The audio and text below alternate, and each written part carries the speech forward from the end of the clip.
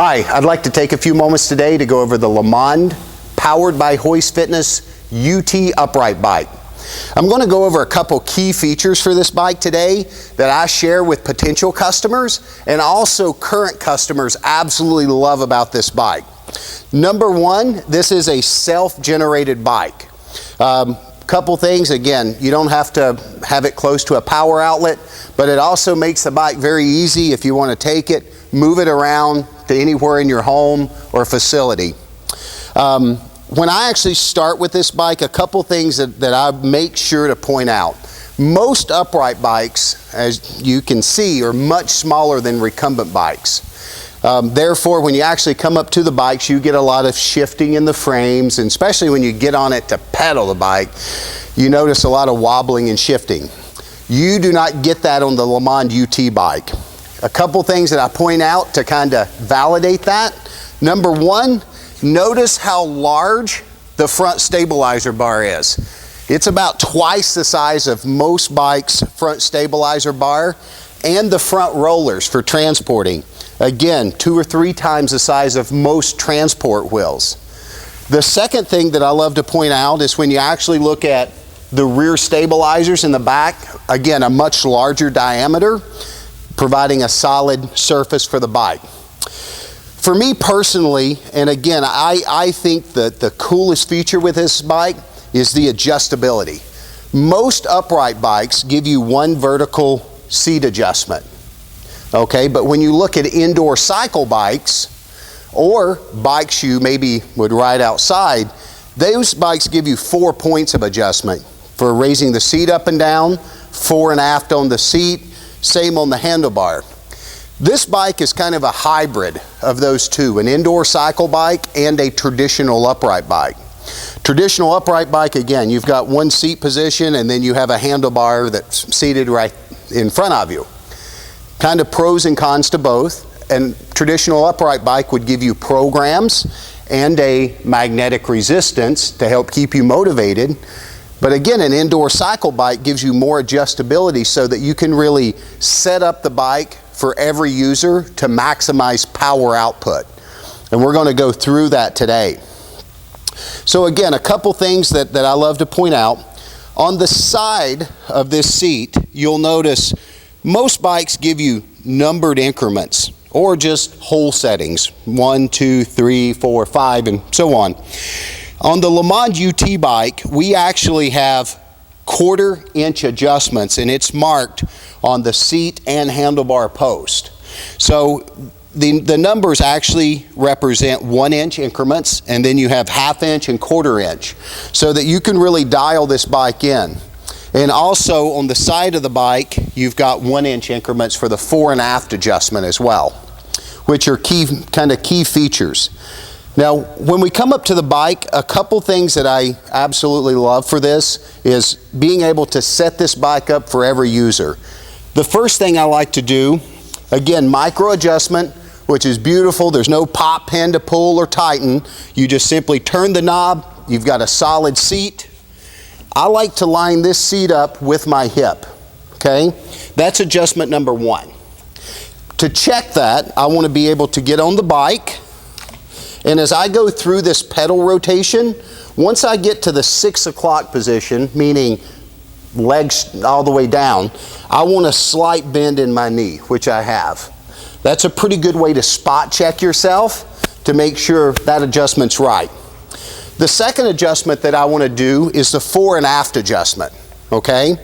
To start the fore and aft adjustment, what I will typically do is set this pulley up, or excuse me, the pedal arm up here at the 3 o'clock position, and then I want to think about the ball of my foot. So if I'm using speed clip pedals, you really don't have to put much thought into this.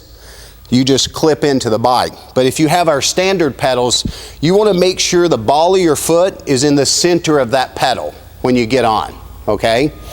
And then once we set the bike up, what we want to be able to do is get on the bike, knees out in front of us, and the ball of our foot be directly below the knee joint, okay? So let's see where I'm at. I'm going to go through this rotation, come to this 3 o'clock. Now, as you can see, the ball of my foot is out in front of my knee.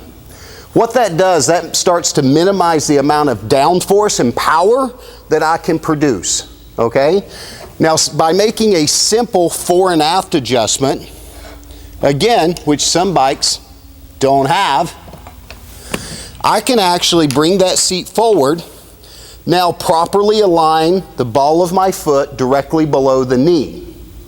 Again, that adjustment is made to really fine-tune your biomechanics, but to maximize power output. When you maximize your power output, you maximize your caloric expenditure. Higher caloric expenditure equals higher weight loss, okay? But again, this simply is just lining your body up, again, from a seat height and fore and aft to maximize your power output. The second adjustment I like to look at, again, which is different and unique to this bike, you'll notice that we have aero bars here. Very similar to some of the bars you see on bikes you ride outside, but yet we have our standard bar, which is similar to upright bikes. You know, we even put the grip heart rates on the handlebars, which are similar to upright bikes. Again, kind of a hybrid type of design. So we're going to set this up two different ways. If we have a road bike like we ride outside, we lower the seat below, or excuse me, the handlebars below the seat. And we can actually space this out to our preference. Now, the benefit of that and this bike, again, we've got the seat set. We can simply go into the programs. Now, because this bike has the capability to go up to 1400 watts, it also gives me the ability to actually stand up on the bike. So if I have this bike set up like a bike you would ride outside, the handlebars are below the seat. Therefore, I can actually stand up on the bike and pedal it like a bike you would ride outside. Really notice, if I'm in a seated position, I have resistance from 3 o'clock to 6. But because this bike allows me to stand up and pedal, I now have resistance from 1 o'clock to 6 o'clock. Therefore, I'm able to maximize that pedal stroke, have a higher energy output. Again, my heart rate immediately jumps up from standing up to pedal. Now again, that's if you're using this bike to simulate riding a bike outside. The other way is to set this bike up like a traditional upright bike, which means maybe you've got a bad back or you have comfort issues. I can actually simply set this bike up so that my body is properly aligned. I'm not adding a lot of stress to the lower back. I've got multiple hand positions, heart rate, grip, and I've got the ability, based on my arm length, to really adjust this handlebar to a point to where I have a slight bend in my elbow.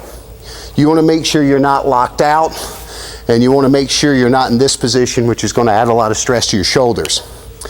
So again, there's really no other bike in the industry that gives you kind of a upright bike and an indoor cycle bike, as well, I guess, as a training device to really train you the way you would ride outside.